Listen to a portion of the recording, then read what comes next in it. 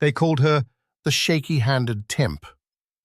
For 3 weeks, Evelyn Reed had drifted through the fluorescent-lit chaos of St. Jude's Metropolitan Hospital's emergency room like a ghost in ill-fitting navy scrubs.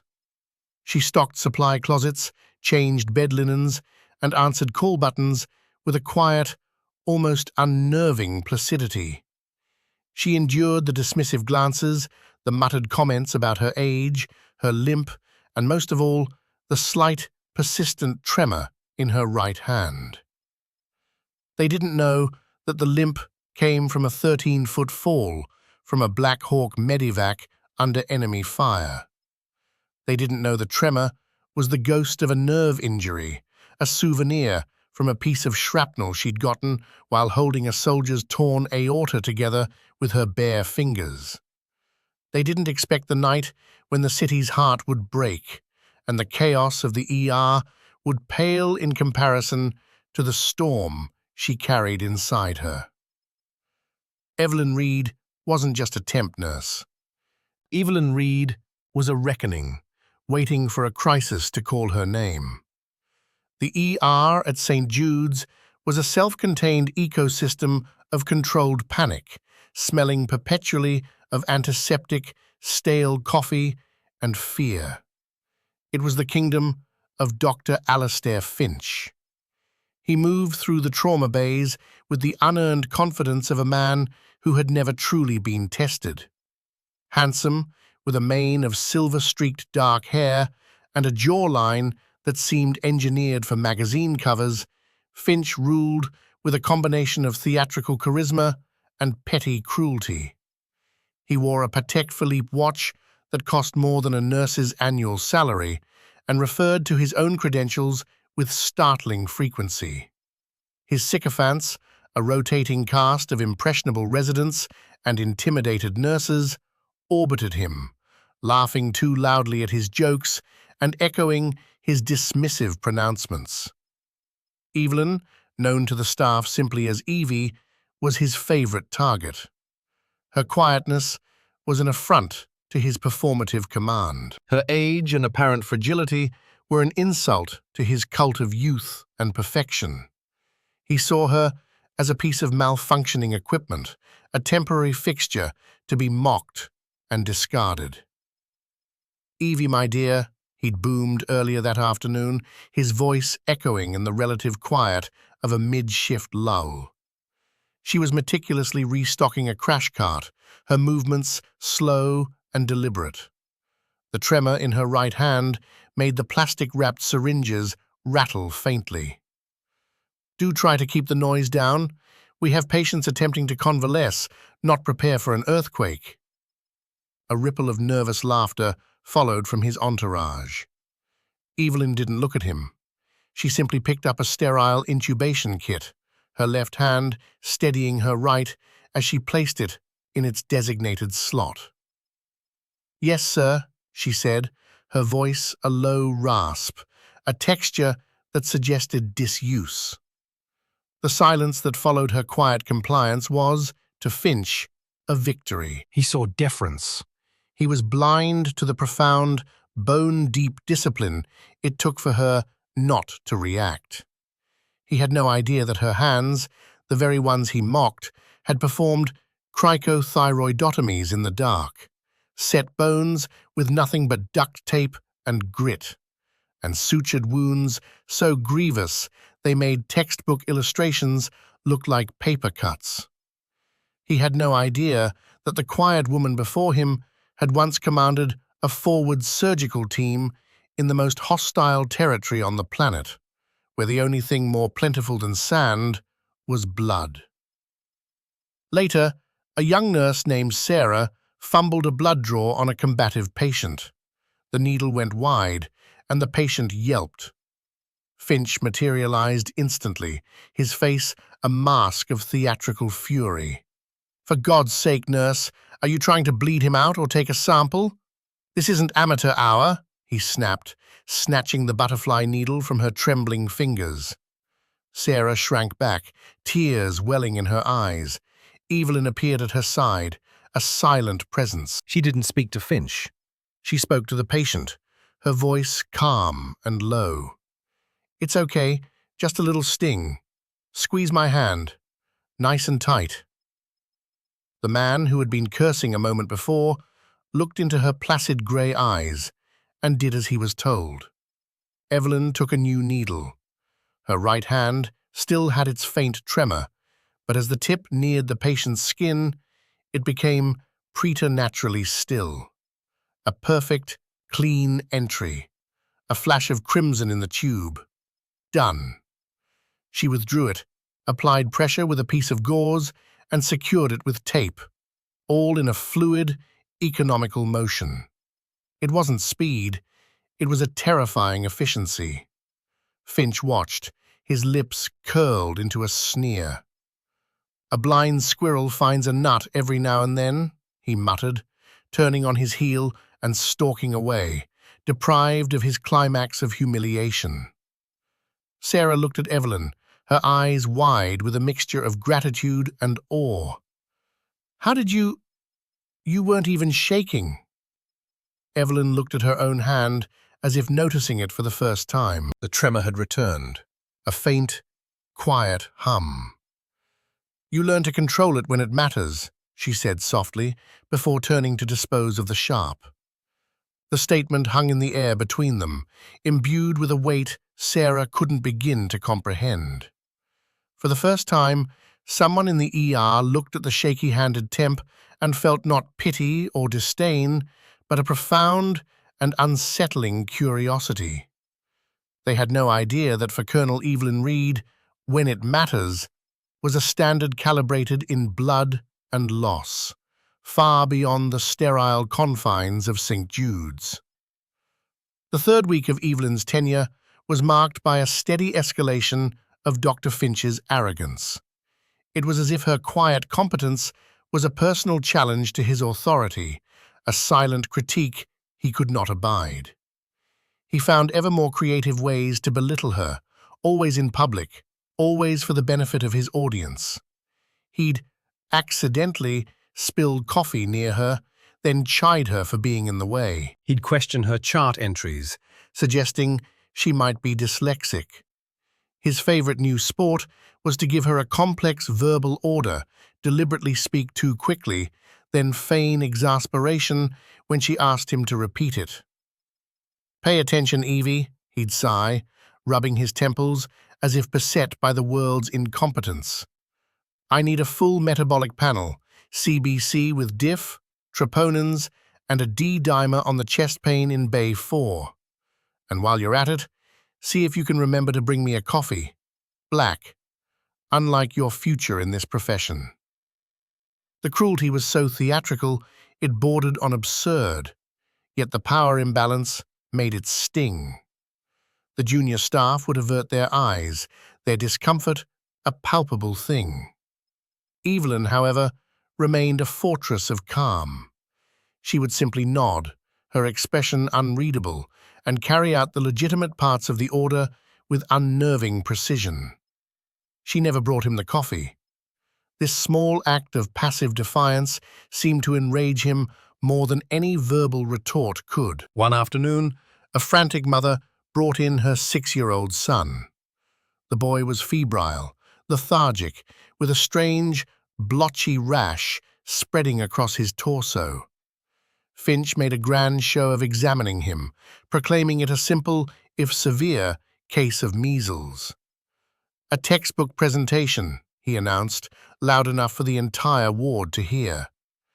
"We'll admit him for observation, push fluids. He'll be fine. A failure of vaccination, no doubt." He shot a condescending look at the weeping mother. Evelyn, who was taking the boy's vitals, noticed something else. Tiny, almost invisible pinpricks within the larger blotches. Petechiae. She felt the boy's neck, her fingers gently probing. Nuchal rigidity. The signs were subtle, easily missed by an arrogant eye looking for an easy diagnosis. She straightened up and approached Finch, who was preening for a resident. "Dr. Finch," she said, her voice barely above a whisper. He turned, annoyed at the interruption. Sir, the patient presents with nuchal rigidity and petechiae. It could be meningococcemia. Finch stared at her. The air crackled. For a man like him, a public correction, especially from a temp nurse he despised, was tantamount to a declaration of war. He laughed, a harsh, ugly sound. Meningo what? Have you been reading WebMD again, Evie? It's measles. MEASLES. I have a medical degree from Johns Hopkins. You have a name tag that expires on Friday. Now, go fetch a basin in case the boy is sick. Stick to what you're good at. He turned his back on her, dismissing her completely. Evelyn stood frozen for a moment, not in fear, but in a cold, calculating fury. This wasn't about her pride. It was about the boy. She saw a flash of another child, half a world away, a life she couldn't save. The memory was a physical blow. She broke protocol. She walked past Finch, directly to the senior pediatric attending, Dr. Albright, who was reviewing a chart across the room. Dr. Albright, Evelyn said, her voice low but firm, imbued with an authority that made the older woman look up. I need you to look at the boy in Bay 6. I suspect meningococcemia, not measles. Dr. Albright, a woman who valued observation over ego, saw the urgency in Evelyn's eyes. She walked over, performed her own brief examination, and her face went grim. Nurse, you're right. Get me a lumbar puncture kit and start him on a broad-spectrum IV antibiotic. Stat. Someone call the ICU. We have a probable case of bacterial meningitis. The controlled chaos of the ER shifted gears. The boy was rushed to isolation. Finch, realizing his catastrophic misdiagnosis had been publicly overturned, went white with rage. He cornered Evelyn by the linen closets, his face inches from hers. His voice was a venomous hiss. You went over my head. You humiliated me. Evelyn looked at him, her grey eyes like chips of granite. For the first time, she didn't look away. You were wrong, she said. It wasn't an apology, it was a statement of fact, delivered with the finality of a judge's sentence. Your ego was going to kill a child. I will not let that happen. Finch was so taken aback by her sudden steel that he was momentarily speechless. He saw something in her eyes then, not fragility, not weakness, but a history, a deep, dark, and dangerous history. It scared him, but his fear quickly curdled back into rage. You're finished here, he seethed. When this shift is over, you'll be out on the street. I will personally see to it that you never work in this city again. He stormed off, leaving Evelyn standing alone. She leaned against the wall, her hand trembling more than usual, not from fear of Finch, but from the adrenaline of confrontation, and the ghost of the child she had, this time, managed to save. The young nurse Sarah watched from a distance, her heart pounding. She realized she wasn't just watching a workplace dispute. She was watching a battle between two completely different species of human. The city broke at 9:47 p.m. A gas main, old and forgotten beneath the glittering facade of the new waterfront development, ruptured during a high-profile charity gala held in the penthouse of the Ellison Tower. The initial explosion tore through the top 3 floors, a concussive force that shattered glass for blocks. The subsequent fire turned the skyscraper into a torch against the night sky. The first calls to St. Jude's were a harbinger, a trickle of panicked voices that quickly became a flood. Mass casualty incident, level 3. The words echoed over the hospital's PA system, a clinical term for hell arriving at the door. The ER, which had been winding down into the predictable rhythm of a weeknight, exploded into a maelstrom. Every bay filled. Gurneys lined the hallways. The walking wounded, covered in soot and blood, staggered through the automatic doors, their evening wear torn and singed. The air filled with screams, sirens, and the metallic tang of fresh blood. It was a scene of utter pandemonium. Dr. Finch, in his element, became a parody of a leader. He strode through the chaos, barking orders that were often contradictory, his voice strained with a mixture of excitement and barely concealed panic. "Get me 4 units of ONEG in Trauma 1. Where is radiology? I need a chest film in Bay 3. Someone page plastics now." He was playing the part of the heroic ER chief, but it was a brittle performance. He was a conductor waving a baton in a hurricane. Evelyn moved through the bedlam with a strange, preternatural calm. The noise, the blood, the fear. It was a language she understood. The chaos of the ER was a pale imitation of the organized insanity of a mass casualty event in a combat zone. Here, the walls were solid. The roof wouldn't collapse from a secondary explosion. The lights stayed on. To her, this was a controlled environment. Her limp seemed less pronounced, her movements more fluid and economical. She triaged patients with a glance, her eyes assessing injuries with a speed born of brutal experience. A tourniquet here, a pressure dressing there, a quiet word of reassurance that cut through the hysteria. She was a rock in the churning river of panic. Then he arrived. The gurney was pushed by 2 frantic paramedics, a senior police officer jogging alongside. The man on the stretcher was Harrison Beaumont, the city's most beloved philanthropist, a man whose charitable foundation had rebuilt schools and funded hospitals, including a wing of St. Jude's itself. He had been the keynote speaker at the gala. He was unconscious, his face pale and clammy, a single, dark wound high on his chest, just left of the sternum. A piece of twisted metal, part of a window frame, was embedded there. 58-year-old male, GCS of 6, hypotensive, tachycardic, one of the paramedics shouted. Penetrating chest trauma, vitals are dropping fast. Finch descended upon the gurney like a vulture. This was his chance for glory, the man who saved Harrison Beaumont. He saw the headlines. "Get him into Trauma 1, now," he commanded. "Page cardiothoracic. Let's get a full trauma panel. Cross-match 10 units. I want a portable chest X-ray in here 60 seconds ago." They transferred Beaumont to the trauma bed. The monitors were immediately connected, their alarms screaming a chorus of imminent death. His blood pressure was 70/40 and falling. His heart rate was a frantic 140. Finch placed his stethoscope on Beaumont's chest. "Diminished heart sounds, tracheal deviation. It's a tension pneumothorax," he declared, reaching for a chest tube kit. Evelyn was at the foot of the bed, cutting away Beaumont's ruined tuxedo trousers to check for other injuries. She glanced at the monitor, then at Beaumont's neck. The jugular veins weren't distended, they were flat. The trachea wasn't deviating. Finch was wrong.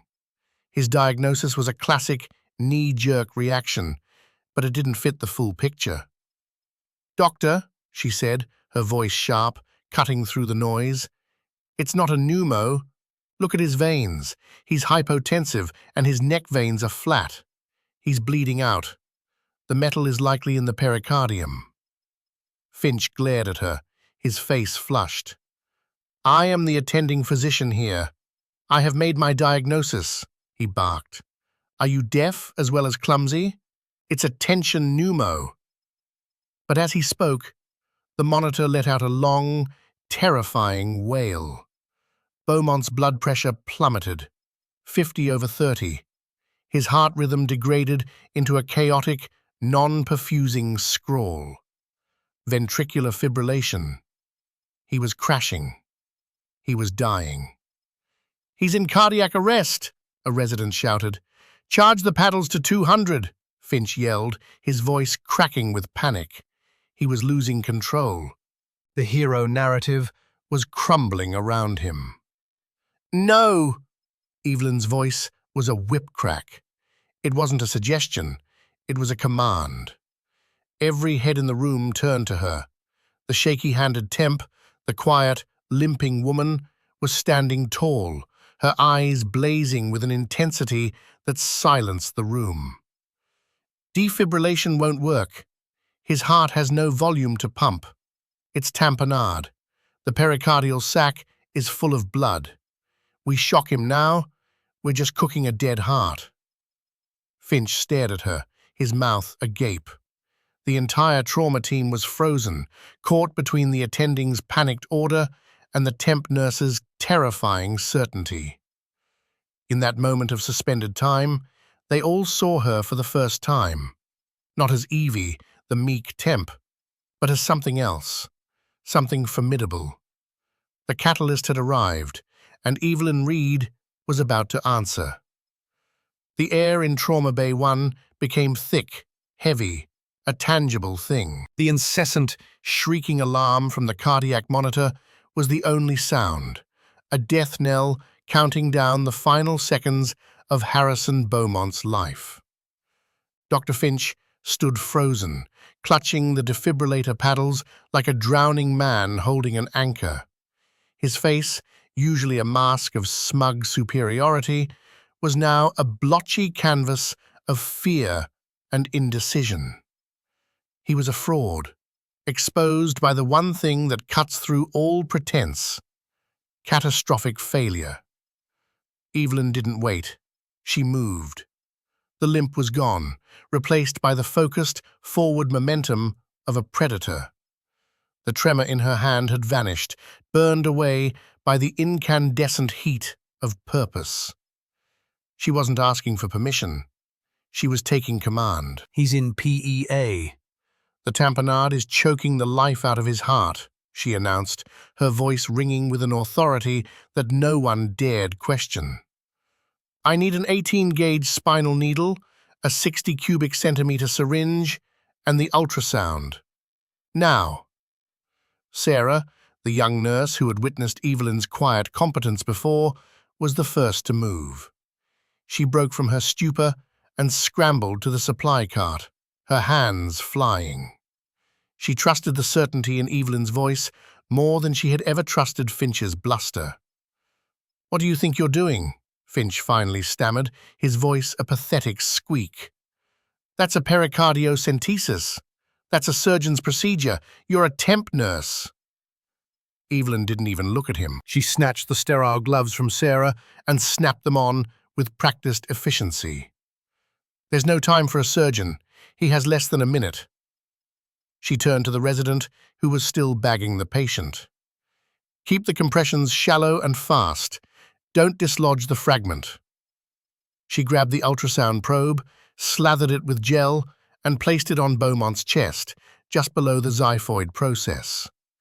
Her eyes were glued to the grainy black-and-white image on the screen. The entire team leaned in, watching. On the monitor, they saw it. The frantic, struggling heart, compressed on all sides by a dark, sinister halo of black. The blood in the pericardial sac. Evelyn had been right. "There it is," she said, her voice a low, steady hum. "A massive effusion." Sarah handed her the long spinal needle attached to the syringe. Evelyn took it in her right hand, the shaky hand. But now, it was a rock. It was a surgeon's instrument. She held it poised over the patient's chest, her left hand guiding the ultrasound probe, her eyes darting between the screen and the entry point. The angle had to be perfect. Too shallow, and she'd miss the sac. Too deep, and she'd puncture the ventricle, killing him instantly. "You can't," Finch whispered, a desperate, pleading sound. "The liability! I forbid it!" Evelyn's eyes flicked to his for a fraction of a second. The look in them was not anger. It was not defiance. It was a cold, bottomless contempt that made Finch physically flinch. "Then stand aside and watch how it's done," she commanded. She didn't hesitate. In one smooth, impossibly precise motion, she advanced the needle.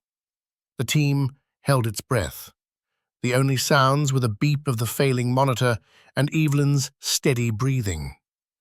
On the ultrasound screen, they saw the silver tip of the needle glide through the tissue, a tiny comet heading for the dark sea of blood. It slid past the liver, skirted the diaphragm, and with a faint pop that only Evelyn seemed to feel, it entered the pericardial sac. She pulled back on the plunger. The syringe instantly filled with dark, non-clotting blood. The effect was immediate, miraculous. On the ultrasound, the black halo around the heart began to shrink. The heart muscle, freed from the suffocating pressure, gave a powerful, convulsive beat. Then another. On the cardiac monitor, the chaotic scrawl of PEA resolved. A sinus rhythm appeared, weak but organized. A beat, a real, life-sustaining heartbeat. His blood pressure, which had been non-existent, flickered onto the screen. 85/55. The room, which had been holding a collective breath, exhaled as one. It was a gasp, a sigh, a prayer answered. Someone whispered, "My God." Evelyn had a full 60 cubic centimeters of blood in the syringe. She handed it to Sarah without looking. "Get another one." She held the needle perfectly still, a human statue of impossible skill. "He's stabilizing, but he's still bleeding. This only bought us time." Dr. Finch stared, his face ashen. The Patek Philippe on his wrist seemed absurd, a gaudy toy in the face of such raw, life-saving competence. The nurses, the residents, the paramedics, they all looked from the recovering patient to the quiet temp nurse. The woman they had mocked, the woman they had dismissed. They were looking at her as if she were a miracle. The partial revelation was complete. She wasn't a nurse. Or if she was a kind of nurse they had never conceived of. In that moment, her identity was shrouded in an even deeper mystery, but her ability was as clear and sharp as the needle she still held embedded in her patient's chest. The fragile stability Evelyn had purchased was just that, fragile. The immediate danger of the tamponade had passed, but the underlying cause remained. The jagged piece of metal lodged in Beaumont's chest was still there, a ticking time bomb. Every beat of his newly liberated heart threatened to shift it, to tear the vital structures it was resting against. Finch, seeing a sliver of an opportunity to reclaim his shattered authority, began to rally. His color returned, a blotchy red of humiliation and rage. "All right, she bought us a few minutes," he announced, his voice attempting its usual boom, but coming out thin and reedy. "Now, we proceed by the book. I want him prepped and moved to the OR. The cardiothoracic team will be here any minute. We'll get him on bypass and—" "He'll never make it to the OR," Evelyn stated, her voice flat and final. She hadn't moved, her hand still a granite anchor for the needle. "His pressure is only holding because I'm actively draining the pericardium. The moment we move him, the fragment will shift. Based on the entry wound and the angle on the ultrasound, it's resting against the left anterior descending artery. One jolt, and it'll sever it. He'll exsanguinate on the gurney." "That is a risk we have to take," Finch shot back, his desperation making him reckless. We are not equipped for open-heart surgery in an emergency bay. It's against every protocol. He's too unstable to move, Evelyn countered calmly. Protocol is what you do when you have time. We don't. The OR isn't an option. The OR has to be here. A resident, emboldened by Finch's attempt to reassert control, chimed in. Dr. Finch is right. We need to get him to a sterile field. Dr. Chen, our chief of cardiothoracic, is on his way. He's the best. Dr. Chen is stuck in traffic on the interstate, just like every other surgeon in this city, Sarah piped up, her voice surprisingly firm. She had just gotten off the phone. The police have the bridges locked down. No one is getting in or out of downtown for at least an hour, maybe more. The countdown was now explicit. 1 hour. The information landed like a physical blow, sucking the air from the room. Finch's face fell. His escape route, his reliance on a higher authority, was gone. He was trapped. Trapped with the dying philanthropist, the ticking time bomb in his chest, and the terrifyingly competent temp nurse who had just exposed him. His panic manifested as aggression. He strode towards Evelyn, his finger jabbing at her. "This is your fault. Your reckless, unsanctioned procedure has put us in this impossible position. I am the attending in charge, and I am ordering you to stand down. Step away from the patient. Now." Evelyn looked up at him. The exhaustion of the last few hours was visible in the faint lines around her eyes, but her gaze was unwavering. It was the look of someone who had faced down men far more dangerous than Alistair Finch. She didn't raise her voice. She didn't have to. "You are ordering me to let this man die so you can avoid a lawsuit," she said, her voice dangerously quiet.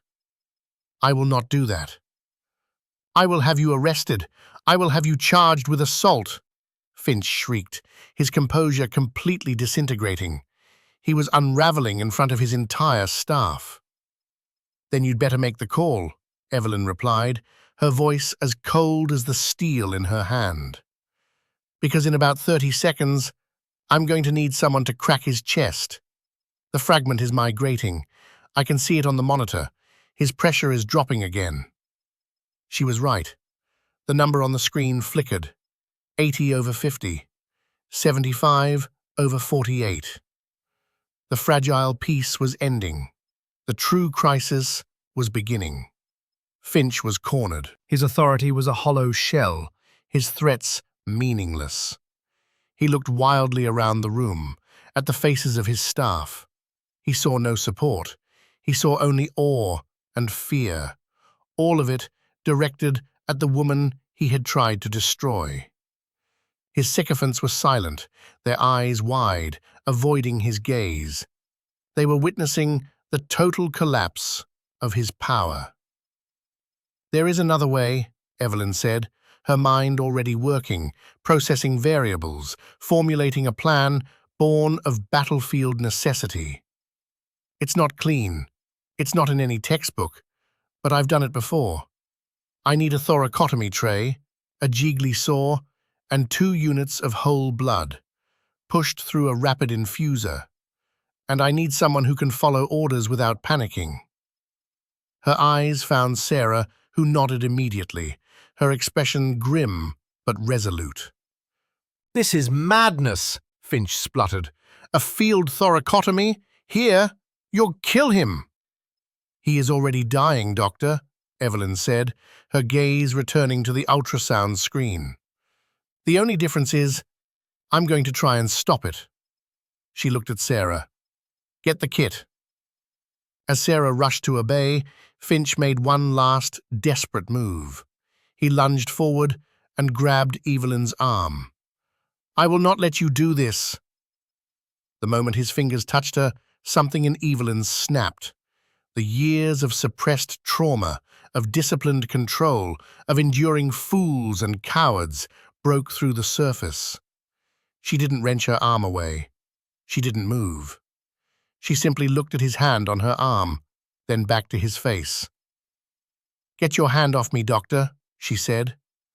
The voice was hers, but the tone was something else entirely. It was a voice honed in places where a single word could mean life or death. It was the voice of command, It held the weight of rank. of blood, and of absolute, terrifying authority. Now. Finch recoiled as if he'd touched a live wire. In that instant, he knew. He knew he was not dealing with a nurse. He was dealing with a soldier, and he had just made a very, very grave mistake. Just as Finch stumbled back from Evelyn, his face a mask of disbelief and terror, a new sound cut through the ER's cacophony.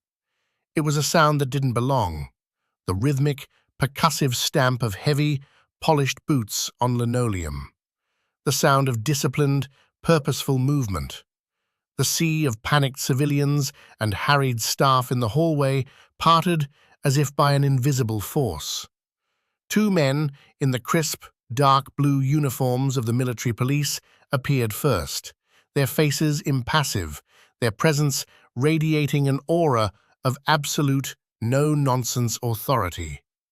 They flanked a third man who strode into the trauma bay as if he owned it.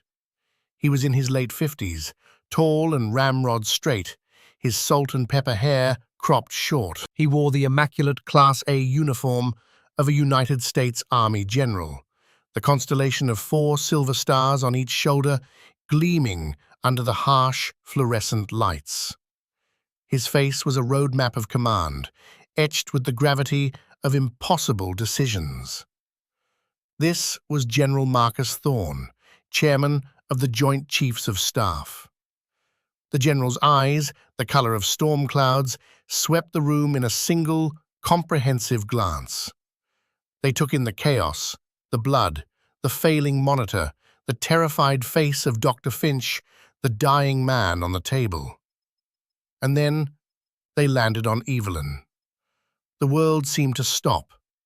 The general's hard-bitten expression dissolved, replaced by a look of profound, undisguised shock. His jaw went slack. He took a half-step forward, his eyes locked on her face, then on the needle she held with such impossible steadiness. "Colonel Reed," he breathed, his voice a low, gravelly rumble of disbelief. "Evelyn? What in God's name are you doing here?" The room went dead silent. The only sound was the faint, struggling beep of the cardiac monitor. "Colonel." The word hung in the air, electric and incomprehensible. Dr. Finch's eyes widened, his brain struggling to connect the shabby, shaky-handed temp nurse with a military rank of such power and prestige. "Colonel Reed." Evelyn didn't flinch. Her focus remained on her patient, but she acknowledged the general with a slight inclination of her head. "General Thorne," she said, her voice strained with concentration. "I'm a little busy right now, sir." The "sir" was instinctual, a ghost of a past life. But her tone was that of a peer, an expert in her element, communicating a critical fact.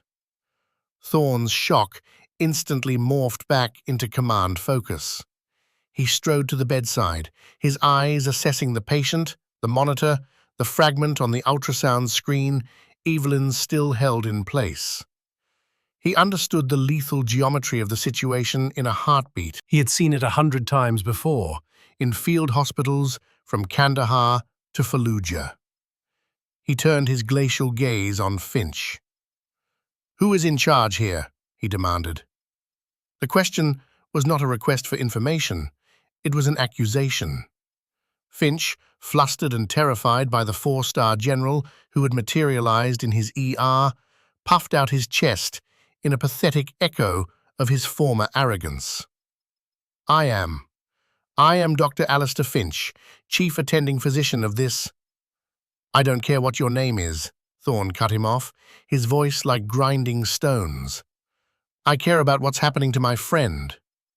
His eyes flicked to Beaumont.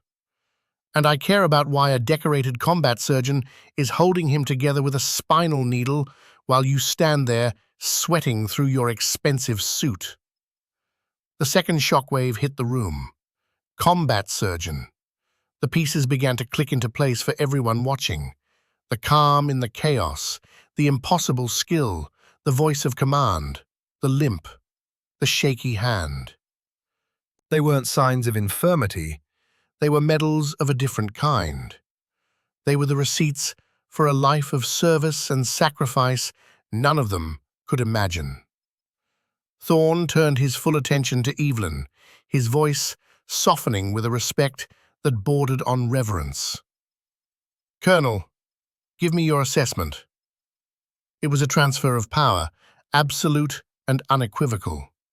In the presence of a true commander, Finch's manufactured authority had evaporated into nothing. "General," Evelyn began, her report crisp, precise, and chilling. "Mr. Beaumont has a penetrating chest wound from a shrapnel fragment, approximately 3 centimeters long. It has perforated the pericardium, causing a massive tamponade, which I have temporarily relieved. However, the fragment has now migrated and is resting precariously against the LAD. He is too unstable to transport. The city's cardiothoracic surgeons are unavailable. He has minutes to live unless we perform an emergency thoracotomy and remove the fragment. Here, now." Thorne listened, his expression grim. He didn't question a single word. He had seen Colonel Reed work before. He had seen her pull men back from the brink of death in conditions that made this ER look like a luxury suite. He turned back to Finch, his eyes burning with a cold fire. "And what was your brilliant plan, Doctor?" Finch stammered, his words tumbling out in a panicked rush. We were going to wait. Follow protocol. Move him to the OR. This is unorthodox." Thorne took a step closer to him, his sheer presence making the doctor shrink. "Unorthodox?" the general repeated, his voice dangerously low. "Colonel Reed is the architect of unorthodox. She pioneered the very field techniques that have saved hundreds of soldiers' lives, techniques that doctors like you read about in medical journals 5 years later. She has more surgical experience in her little finger than you have in your entire coddled career. You are in the presence of a living legend, and you have been treating her like a janitor." He let the words hang in the air, each one a hammer blow to Finch's ego. The nurses and residents, who had snickered at Evelyn, who had dismissed her, now stared at the floor, their faces burning with shame. Thorne's gaze was merciless. "So here is what is going to happen. Colonel Reed is now in command of this situation. You will be her assistant. You will fetch what she needs, you will anticipate her requests, and you will do it silently. If you so much as breathe in a way that annoys me, one of these MPs will escort you to a supply closet, and you will wait there until I decide what to do with you. Do you understand me, Doctor?" Finch could only nod, his mouth opening and closing like a fish, no sound coming out. His public humiliation was complete, and it was only just beginning. General Thorne looked back at Evelyn. The hardness in his face melted away, replaced by absolute trust. "The floor is yours, Colonel. Give your orders." The power dynamic in Trauma Bay 1 had been irrevocably shattered and rebuilt. Dr. Finch, once the king of this domain, was now a ghost, a pale, trembling subordinate. Colonel Evelyn Reed, the woman he had tried to break, was now in absolute command. "Sarah," Evelyn's voice cut through the stunned silence, sharp and clear. "I need that thoracotomy tray, open and ready. I also need suction, a chest tube, and the emergency blood cooler from the lab. Move." Sarah, her eyes shining with fierce loyalty, nodded and sprinted from the room, galvanized by the order. Evelyn's gaze then fell upon Finch. "Doctor," she said, the title now dripping with a clinical irony that was more cutting than any insult. "You will stand on the opposite side of the table. Your job is retraction. When I tell you to pull, you will pull, firmly and steadily. Do not let go until I tell you. Can you handle that?" Finch, his face a mottled grey, could only manage a jerky nod. The command to perform a menial physical task, A job for a first-year medical student, was the final, exquisite turn of the screw. He was no longer a physician. He was a tool in her hands. The preparations were a whirlwind of controlled, efficient motion. Sarah returned with the gleaming stainless steel tray of instruments. A resident, humbled and eager to redeem himself, set up the suction. The organized chaos now had a clear, calm center. Evelyn. "General," she said without looking up from the patient, "I need you to talk to him. If he has any level of consciousness, your voice might help keep his vitals from crashing when we start." General Thorne stepped closer to the head of the bed, leaning down. "Harrison," he said, his gravelly voice surprisingly gentle. "It's Marcus. You're in good hands, old friend. The best hands. You just hang on." Evelyn took a deep breath. "All right, let's begin." She took the scalpel from the tray. Her hand was as steady as the granite mountains she remembered from Afghanistan. Marking the incision, 5th intercostal space. She made the first cut, a long, clean line from his sternum to his back. Blood welled up instantly. "Suction," she commanded. The resident was there, clearing the field. She cut deeper, through muscle and fascia, with a speed and precision that was breathtaking. The room was silent, save for her commands, the suck of the suction, and the steady beep of the monitor. "Rib spreaders," she ordered. Finch, fumbling with the heavy steel instrument, moved to place them. "Not like that," she snapped, her patience worn thin. "Give them to me." She took the spreaders, positioned them herself in a single, fluid motion, and began to crank them open. There was a sickening series of cracks as the ribs separated. A few of the junior staff turned pale. Finch looked like he was going to be sick. Evelyn didn't even blink. She peered into the now open chest cavity. The left lung, deflated, fell away. And there, beneath it, was the heart, still beating, still encased in the blood-filled pericardium. And they could all see it now, the glint of metal, a wicked shard, pulsating with every heartbeat, a fraction of a millimeter from the delicate, vital, coronary artery. "There you are, you bastard," Evelyn muttered. "Suction. I'm opening the pericardium." With delicate scissors, she snipped a small window in the sac. Dark blood spilled out, cleared instantly by the suction. The heart, now fully visible, beat more strongly. "Okay, this is the delicate part," she said to the room, though her focus was absolute. "The fragment is adhered to the epicardium. I have to dissect it free without lacerating the LAD." She held out her hand. "DeBakey forceps and a tenotomy scissor." Finch, his hands shaking violently now, reached for the instruments. He knocked over a small kidney basin with a clatter. "Get him out of here," Evelyn said, her voice dangerously low, not even looking at him.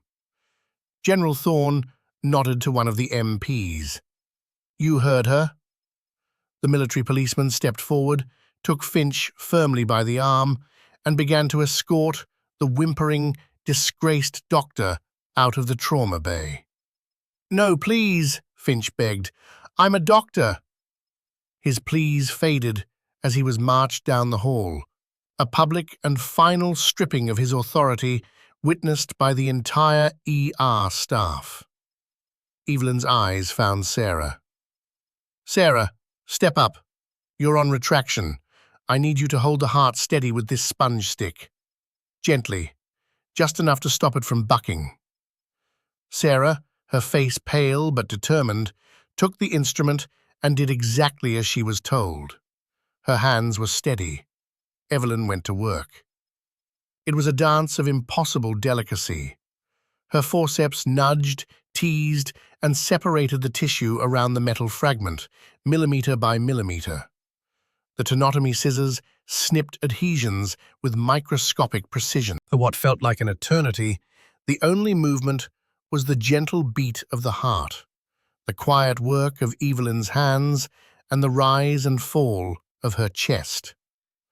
The room was a temple of silent concentration.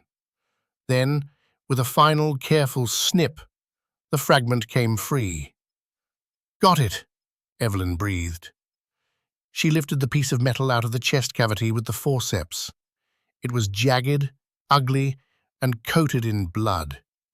She dropped it onto the instrument tray with a metallic clink that echoed like a gunshot in the silent room.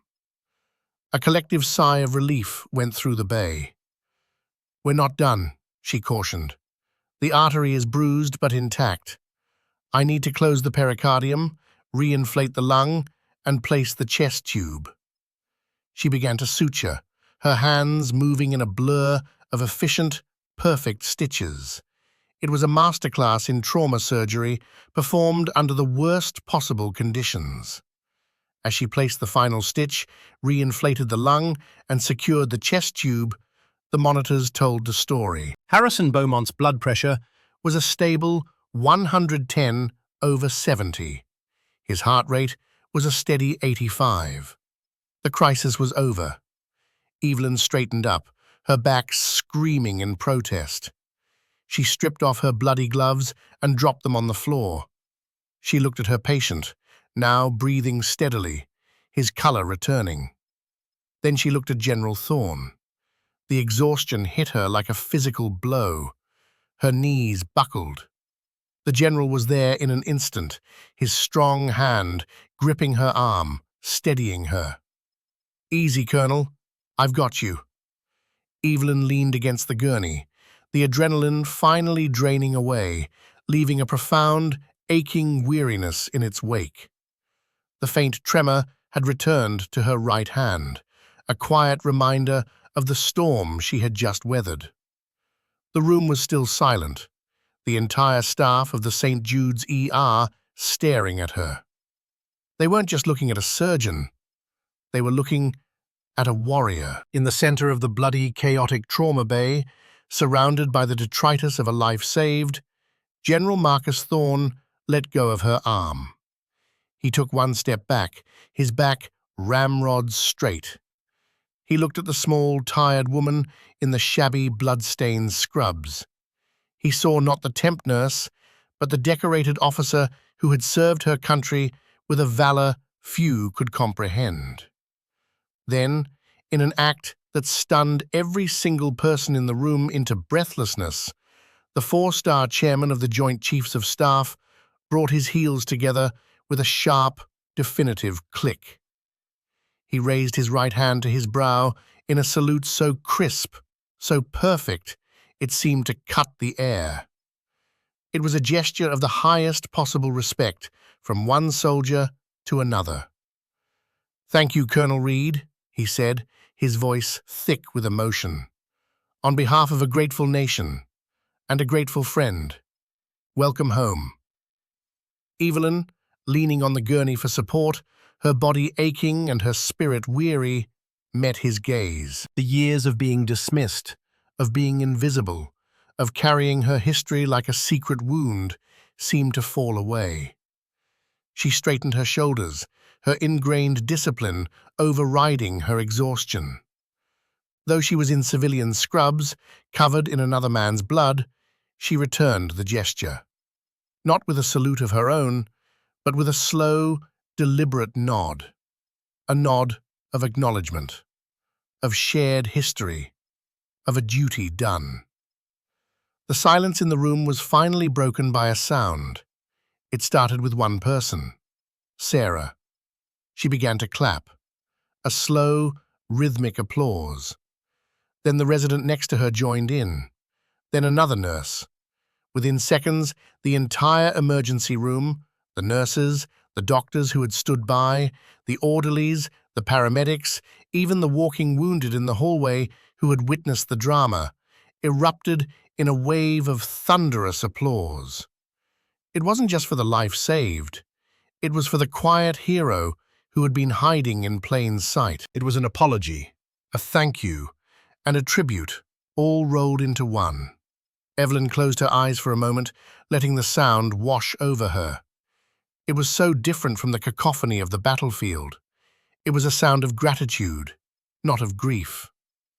When she opened them, she saw that General Thorne had lowered his salute and was smiling. A rare, genuine smile that transformed his stern features. "Let's get you cleaned up, Colonel," he said softly. "And let's get Mr. Finch's things packed. I have a feeling his tenure at this hospital is over." The aftermath was swift and decisive. While Evelyn was being led to a private office to decompress, and a fresh surgical team was brought in to formally close and transport a now stable Harrison Beaumont to the ICU, General Thorne made a single phone call. He didn't shout. He didn't threaten. He simply spoke in his low, gravelly voice to the hospital's CEO, who had been roused at his country club. The general laid out the events of the evening with chilling military precision. The gross incompetence, the catastrophic misdiagnosis, the public harassment of a decorated officer, and the subsequent life-saving intervention. By the time Evelyn had finished a cup of hot, sweet tea that Sarah had brought her, the hospital's administration was in full-blown panic mode. Dr. Alistair Finch, who had been detained in a supply closet by an unflappable MP, was met not by hospital security, but by the CEO himself. In the middle of the now quieting ER, in front of the very staff he had terrorized, Finch was summarily fired. He was told his medical license was being put under immediate review by the state board, with a formal complaint for gross negligence and unprofessional conduct to be filed by the hospital's legal team before sunrise.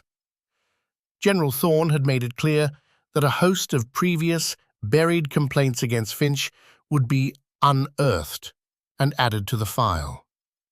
Finch didn't rage. He didn't bluster. All the fight had gone out of him. He simply crumpled. He begged, he pleaded, he mentioned his connections, his reputation. The CEO, a man who cared about donors and public image above all else, looked at him with cold disdain. Finch was no longer an asset. He was a liability of catastrophic proportions. He was escorted out of the building, a pathetic figure stripped of his power, his Patek Philippe watch looking like a cheap counterfeit on the wrist of a broken man. An hour later, General Thorne found Evelyn sitting quietly in the doctor's lounge, staring at her own hands. She had washed the blood off, but she could still feel it. "He's been dealt with," Thorne said, sitting down opposite her. "The hospital board is falling all over themselves to apologize. They've offered you a full-time position, chief of trauma surgery, anything you want." Evelyn shook her head slowly. "This isn't my place, Marcus. It never was." "I know," he said. He leaned forward. "I spoke to the Surgeon General. He remembers you, of course. We all do. The Angel of the Korengal. There's a position waiting for you at Walter Reed, Director of Surgical Innovation. You wouldn't just be operating, you'd be teaching. You'd be developing the next generation of techniques, the kind of unorthodox brilliance you showed tonight. You'd be saving lives by the thousand, not just one at a time. No more temp agencies, Evelyn. No more hiding." He saw the hesitation in her eyes, the fear of stepping back into the light. "Your country needs you, Colonel," he said softly. "We need your experience. We need your strength. Don't let what happened over there, What they did to you, take that away from us too. He was referring to the political fallout, the brass who had scapegoated her for a mission gone wrong, forcing her into an early, quiet retirement. The injustice that had driven her into this self-imposed exile. A single tear. Traced a path down Evelyn's cheek. It was the first sign of emotion she had shown all night. She looked at her hand, at the tremor that was her constant companion. For so long, she had seen it as a mark of failure, of the day she couldn't save everyone. Tonight, she had seen it differently. It wasn't a weakness. It was a part of her story. "Okay, Marcus," she whispered. "Okay." A week later, Evelyn walked through the lobby of St. Jude's Metropolitan Hospital for the last time. She wasn't wearing shabby scrubs. She was dressed in a simple, elegant grey pantsuit that spoke of quiet confidence. Her limp was still there, a permanent part of her gait, but she walked with her head held high. She was on her way to the airport, on her way to Washington, D.C., on her way to her new life. She stopped by the ICU to see Harrison Beaumont. He was sitting up in bed, talking to his family, looking pale but profoundly alive. His eyes lit up when he saw her. He gripped her hand, her right hand, and held it tight. "Thank you," he said, his voice choked with emotion. "The general told me everything. You are a true hero." "I was just doing my job," she replied softly. As she left the ICU, she saw Sarah down the hall. The young nurse's face broke into a wide, genuine smile. She gave Evelyn a small, discreet wave. It was a gesture of respect, of friendship, of a torch being passed. Evelyn smiled back, a real smile that reached her eyes. Walking out of the automatic doors and into the bright sunlight, Evelyn Reed felt a sense of peace she hadn't felt in years. She had clocked in as a temp nurse, a ghost, a nobody. She was clocking out as Colonel Evelyn Reed, a hero, a legend reborn. The world had tried to break her and bury her, but it had failed. It had forgotten that some things don't break, they forge. And sometimes, the quietest, most wounded soldiers are the ones who carry the greatest strength, just waiting for the right battle to fight. The world was full of arrogant men who mistook scars for weakness. They had no idea that for people like Evelyn, scars were simply proof that they had survived. And they would survive again.